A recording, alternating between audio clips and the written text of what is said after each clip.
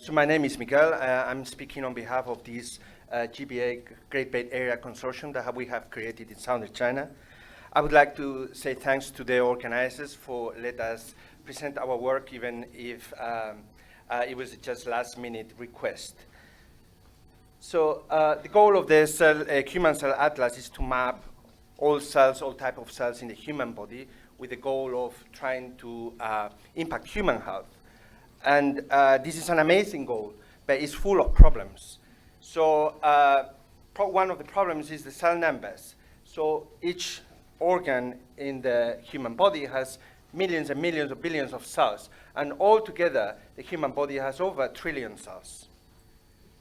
When we talk of population variation, we talk of ethnic groups, ages, environmental influences like we have been hearing today, gender, diseases. Diseases is very important because you cannot understand normality without perturbation. And aging, the huge amount of variables makes that this trillion of cells that we were talking about multiplied by this Z variable makes the number of cells that we need to analyze near be infinite. So, and then there's another problem, a very big problem, which is when you have an organ, it has a topology, and when the cells are dissociated, the type of information that you're going to be getting is not the same. And you have a kidney here, and you could have, getting cells from the apex of the top of the kidney or the bottom, cells from one part of the nephron. You could be looking at the same cell type, and actually the cells be very different. So when you are comparing cells that don't have the same cell identity, then the differences could be huge. So how can we sequence a large number of cells? We need a lot of manpower. We require standardization. We require different type of expertise and different type of resources, and creating new pipelines, including bioinformatic pipelines. So one of the solutions that we are trying to bring up in our region is creating this consortium, the Great Bay Area Single Cell Consortium for single cells. And the Great Bay Area, this is the Pearl River, and you have 3 major cities, or 4 major cities, Shenzhen, Guangzhou, Hong Kong, and Macau. And you have other smaller cities of just several million people. And then we are getting together scientists from all of these cities, and then we have here Chinese Academy of Sciences, Guangzhou, University of Macau, Hong Kong University, and also a major partner, which is BGI Research and the China National Gene Bank in Shenzhen. We are still at the beginning of things, but we have defined 2 phases. The first 2 or 3 years, we want to profile around 100 million cells.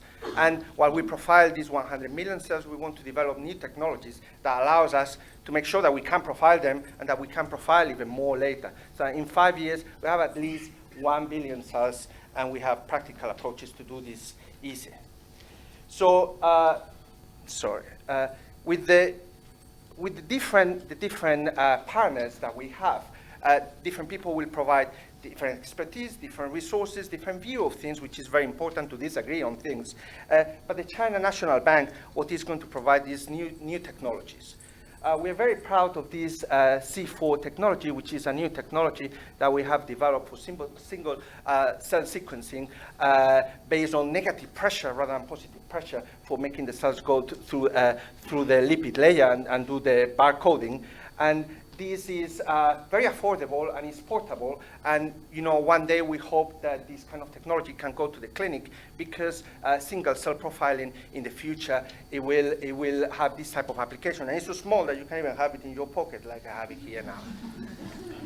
So not only we can do standard single cell sequencing with our C4 technology, but we can also combine with other type of approaches so that we can have full-length transcriptome. This way we can have an unprecedented quality in the depth of the single cell analysis, because otherwise the single cell sequencing is fragmentary. We have different type of technologies for sequencing, so that once we have barcoded these cells and we have done the libraries, it's very, very easy and very affordable to sequence thousands and thousands, hundreds of thousands of them. All is based on this nanoball technology, and we have very well established pipelines that allows us to generate the data and then process the data very quickly.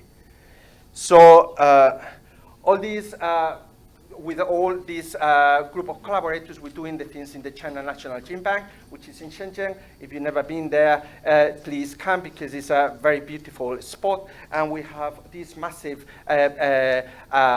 machines with robotic arms for doing the sequencing in an automatic way. You have a video here with the machine, how it's moving.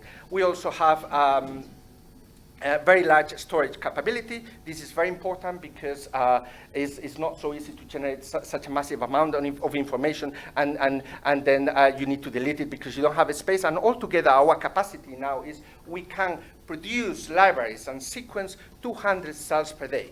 200,000 cells per day. So hopefully, as we move on with the months and with the years, we will be able to multiply this number by other factors so that we can reach the goals that we have defined at the beginning. But we don't only want to do just cells in dissociation. I was talking at the beginning that the spatial location of the cells is very important. So based on the nanoball technology, we are in the last stages of completing this technology, which allows a spatial omics of the cells. And thanks to these nanoballs, the resolution that we can have is at the nanometer level. So we can have multiple nanoballs corresponding to one single cell, so that the type of depth that we can get is massive in a way that is not just for single cells, is even for topography inside the same cell. And we're doing this for spatial transcriptomics, for the RNA sequencing, single-cell RNA sequencing, or subcellular single-cell RNA sequencing. But we're also optimizing now to do combined with proteomics, with protein detection. We have collaborated with Matthias Uhlen, which is one of the leaders of the Human Protein Atlas. He is the founder of this company, of this Institute Science Life Lab in Sweden. And he has a battery of 18,000 monoclonal antibodies that are going to be at our disposal for combining them with our nanobits so that we can profile the cells of the subcellular compartments for the RNAs and also for the proteins. And the name of our technology, we're still discussing this, but I would like to say that we don't want just to do a spatial. A spatial means like 2 dimensions. You can see all the cells, how they relate to each other. But since this technology is going to be so affordable and we can do it in such a massive way, we'll be able to do multiple slices and multiple ways of cutting the organs, so that we want to call it in a different way, maybe stereomics, because it will be 3-dimensional. And some of the ongoing projects that we just started are related to human development and also monkey development, neurodegenerative diseases, cancer. We also have a strong focus on immune diseases and also aging. And importantly, we want to do single-cell studies that are of RNA, also of proteins, but we also want to relate all these studies with population studies in which we have clinical data, and we also have data on microbiota, data of the genome, and then altogether we want to reach the final goal, which is going to therapies and new diagnostic tools.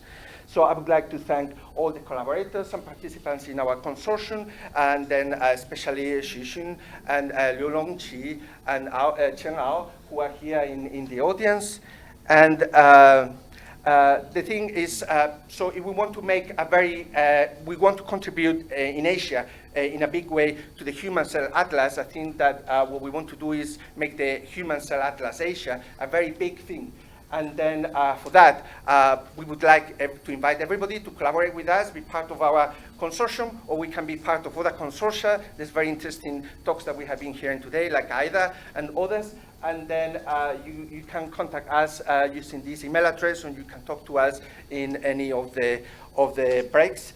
And I'll be happy to take any questions. Thank you. Okay, again, we've got time for one short question. Okay, Shem. Oh, by the way, there's a microphone up in the middle. Could